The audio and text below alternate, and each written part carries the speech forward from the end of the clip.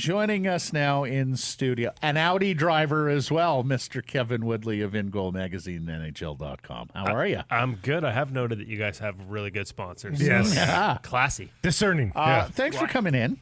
Nice to see you. My pleasure. First time in the studio. Really nice digs you guys got here. Appreciate that. I Yeah. even put my tooth in because I knew how classy this establishment was, so I wanted to make sure that I fit the decor. Play golf with Kevin last Sunday. He showed up looking like a boxer, minus Yes. the tooth there.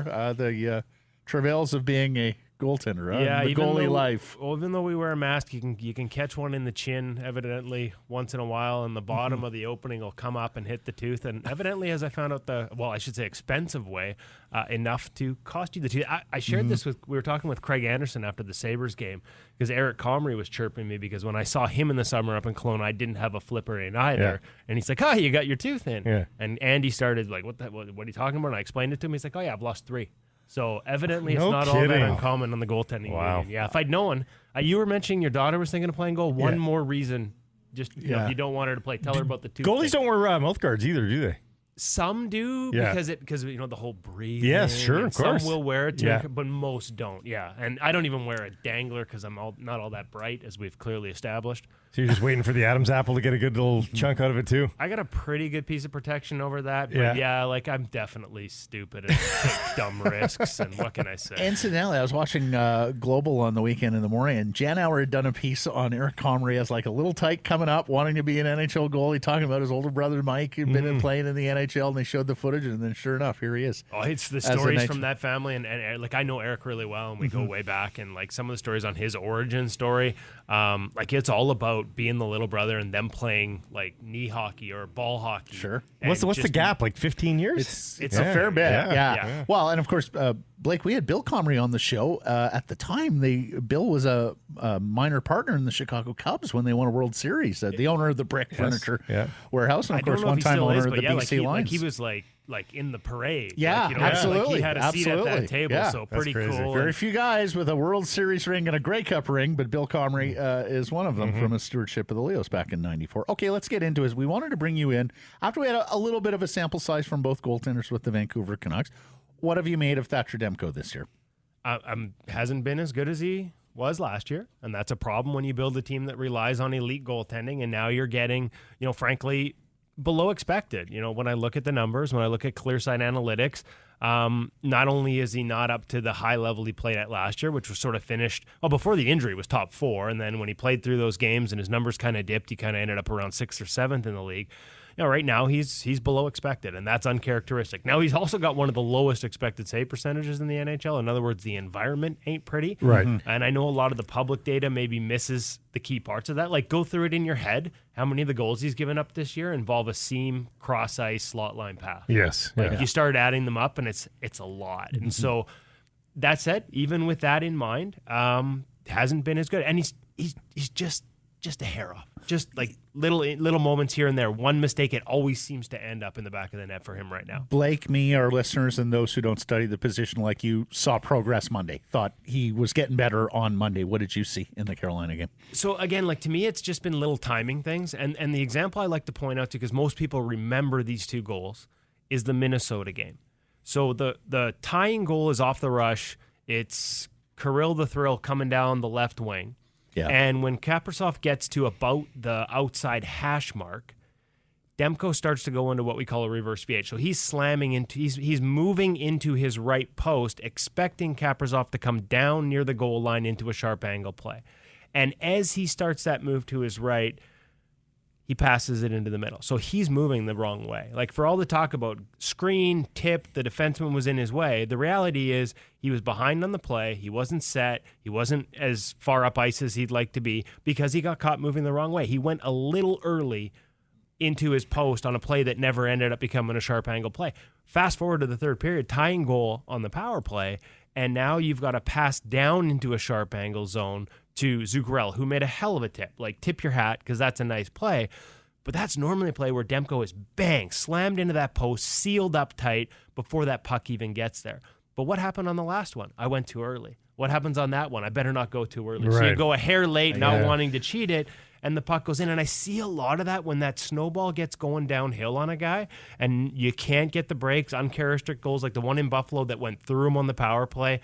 That's uncharacteristic. Just didn't have everything tight and sealed. And so, like, his movement looks fine. To me, it's just reads are a hair off. Yes, the Carolina game looked better. The one part I would say about that is Carolina was the first team they played this year that just threw everything at the net. And to me, that's a difference. Yeah. They're still giving up a ton of high quality. They're not giving up all the low quality shots. And for a goalie, as much as like, well, okay, that shouldn't affect his numbers because he makes all those saves. It's actually one of his separators. He did not give up bad goals last year.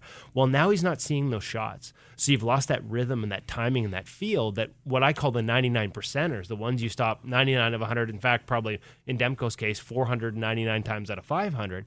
You're not getting those touches. And so when everything's just a hair off and you don't get that feel on those rhythm and those timing shots, it makes it that much harder when the gray days come. The hair off, fractionally off, is that common in the first month of the season, I was going to get into that. Yeah, like is that something that you just look at and go, a guy with his track record, he'll round that into form, or is that something that would be red flaggy? No, I think that's more just early in the season. He didn't play much in the preseason. Yeah. You know, obviously they tried to get him that game against Arizona. It was a complete waste of time. 7 shots, not much zone time. Like it was just a waste. Like it was almost like a non-start. The hardest job for him that night was staying awake, and I don't think it did him any good. And hey, this was a different summer for him.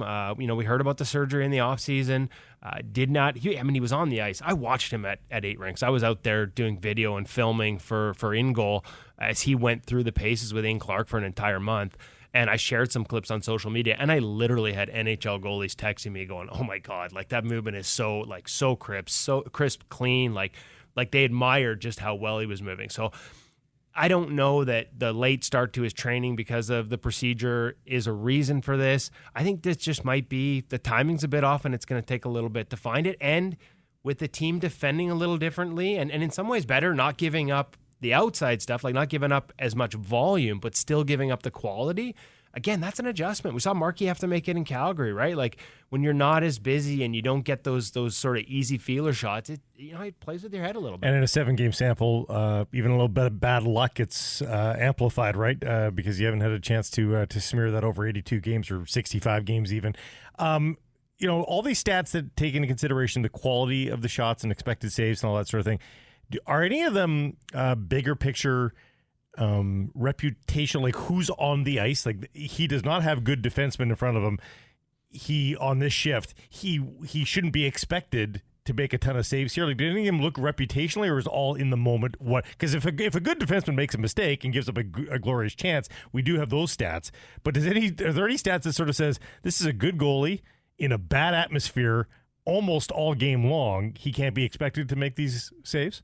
It's a good question. Like, I'm sure there's ways we get, like, because the data is just sort of limitless, and you can track it down to who's on the ice with him, and you can like as much as using WAR, I guess, would be the easiest. Sort of, how if you've got guys with really low WAR in front of you, what are the chances you're going to survive? And Clearsight does all the player reports. Yeah. I'm just so focused on goalies. I'm going to be brutally honest here, Yeah. guys. I haven't dug into that, Yeah. and I wouldn't even know where to start that search. So Yeah. it takes brighter minds we've already established than mine to figure some of those things out. But you can drill down into that. At the end of the day, when you're seeing that type of quality, it's funny because the one thing that none of this can measure, and like Clearsight accounts for lateral passes that the public data doesn't. It accounts for screens that the public data doesn't. But the one thing that none of it can ever account for is what's supposed to happen. What the goaltender is anticipating will happen based on what his defensemen are deviation supposed from to game do. plan and Exactly. or and so system. I'll give you an example that's cost Demko a couple of goals this year. Off the rush. Now, hey, listen, like rush chances are how you score in the National Hockey League, and they're giving up too many of them of the odd man variety. But when those chances have come off the rush, how many of those passes have been high in the zone to one-timers that he's not getting across for? Yeah. Thatcher Demko plays with a pace where it is very rare that he doesn't at least give himself a chance to make those saves. And a couple of times on those cross-ice passes, including the other night here, I'm trying to remember, it was the Buffalo or Carolina game. We're 7 games in and it's all become mushy already. It was Olofsson, the Olofsson actually. goal. It was the Olofsson goal. Yeah. So, I mean, beats him along the ice inside the post. And so you look at that and you're like, okay, why did it's the 3-1 goal, too. It's the backbreaker, right? Right. And so, like, hey, don't give that up as starters. But, like, if you do, what's going on here that he's not beating that, especially on the ice? Like, hey, you get that above the pad, that's a goal on a lot of goalies. But he's not normally a guy that's far behind. So is he taking a little too much ice and then starting his retreat?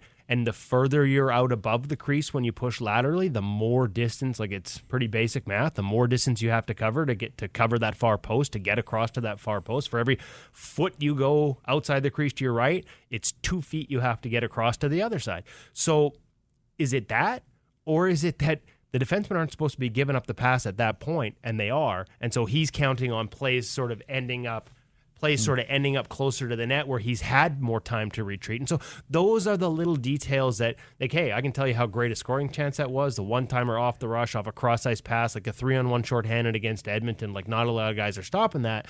But when he's on, he gives himself a chance. And right now he's at times in that situation he's not. And so is that him needing to adjust to how the defensemen are playing it, or is that him counting on the defenseman to play it a certain way and they're not executing? I don't have the answer, but those are little nuances that don't show up in here that will show up in a goaltender's, not only his performance, but his ability to trust it the next time and stick with his game plan, or does he deviate because he doesn't trust what's going on in front of him? The other place where that shows up, and it's a great point, is the evaluation by the management team of the head coach, because they would probably have a crisper view of what Bruce Boudreau's system is and where guys are supposed to be within Boudreau's system. And if they see players deviating from the system, or if the system seems to be failing Thatcher Demko in front of them, I would think Alvin and Rutherford have a better sense of that than we do externally. And maybe that goes into their evaluation of the head coach and the job that he's doing. Well, and I think off the rush, like that's the one where I don't know that it's so much pure systemically systems yeah. as it is preferences. Like I remember Braden Holtby once, and the reason I bring it up is because like we do these pro reads at InGoal magazine where we actually watch video with NHL goalies and they talk about their reads. And I remember Holtby telling me, like, I want my defenseman to force that pass as close to me as possible. Like I don't want that pass high in the zone because the shooter could dust it off and pick a spot. He can there's just so many more options. I want that pass down in tight, so I make a good push across. That guy's close to the net, like his aerial angle is cut off. Like all I got to do is get a pad there and put a glove over top of it, and I've taken away most of it, right? So those preferences and the ability to trust the guys in front of you to execute on the same page, sometimes those are just sort of, like I said, a trust, but also sort of understanding your defenseman and tendencies. That's why goalies going to new teams sometimes struggle. You can say, I want it to happen this way, but I remember Ryan Miller saying it took him like 3/4 of a season to trust Triumphant, to understand how he played. And we've seen a lot of turnover on this back end, not necessarily in the offseason, not as much as we would have wanted in the offseason, but because of injuries in the early going here, you've got guys that you maybe didn't expect to be out there as often. 10 defensemen already, and none of them named Travis Dermott, so we know it will be 11 at some point when Dermott is well. I know it's not a big sample with Spencer Martin. It's just been the one regular season game plus whatever you saw in preseason, and we anticipate he'll be the guy tomorrow at Rogers Arena against Delta's Tristan Jarry for the Pittsburgh Penguins. Talk about getting thrown at the Wolves. Penguins have been here a couple of days, chomping at the bit. Day off practice the day before, rested, and they lost 2 in Alberta. They'd be angry Penguins. I don't know if is there such a thing in the real world, but they'd be angry Penguins on the ice at Rogers Arena. And tough spot for Spencer. If this team wasn't winless, I wonder if it would have gone the other way. Give him Seattle and give Demko the game here. But given where they are, they just need a W, and their best chance is to get it in Seattle with the Penguins here. And so what I've seen from Spencer early, I mean, it's just one game, right? But a number of saves in tight where it was his ability to sort of execute the post play systems that he learned here last year under Ian Clark, put him in a position to make tough saves look easy, just positional, technical, sound saves, and you really like to see that. Obviously, the Gaudreau goal on the wraparound jumps out. Everybody jumps all over it. They work a lot on post integration, sort of coming down the wall on a rush chance and being able to go from on your feet, square it up, inside that post, and then bang across. The problem on that play to me started, frankly, with both not getting the puck deep and then the line change. And if you rewind it to when Gaudreau enters the zone, like the defensemen are below the top of the circles. We talk about gap control.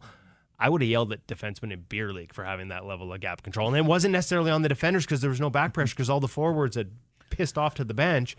So Gaudreau is able to generate so much speed and back the defense off so much and not just come down the wall. That's where he ends up coming from the left. But he cuts across the middle with the puck out in front of him in a shooting position the whole time. And so that's a lot of pace. That's a tough one to execute as smoothly as they are trained to. and he got caught sort of in a butterfly outside his crease and he couldn't get across. And it looks ugly, but I got to be honest with you, I have a tough time pinning that one. As much as Spencer would tell you, he wants to stick with it. Man, there were a lot of things that went wrong before. You're still bullish on him? You're still bullish on him as a backup here this year? Hey, like it was a tiny sample size, but from what I've seen in practice, what I've seen, in that game up until that point, I mean, it's a lot. Again, this is a team that's asking for Vezina-level goaltending to have a chance to win. So it's a lot to ask, guy in his first year in the NHL. But when I watch him move and watch all the elements he's added to his game, like, is he going to have a .950 save percentage? No, he's not. Nobody should expect that. Last year was incredible. Right. But I think he's more than capable if they can stabilize things somewhat in front of him. He's the expert on all things goaltending. Kevin Woodley of InGoal magazine and NHL.com. My dude, thanks for dropping by. Appreciate this. My pleasure, guys. Thanks for having me.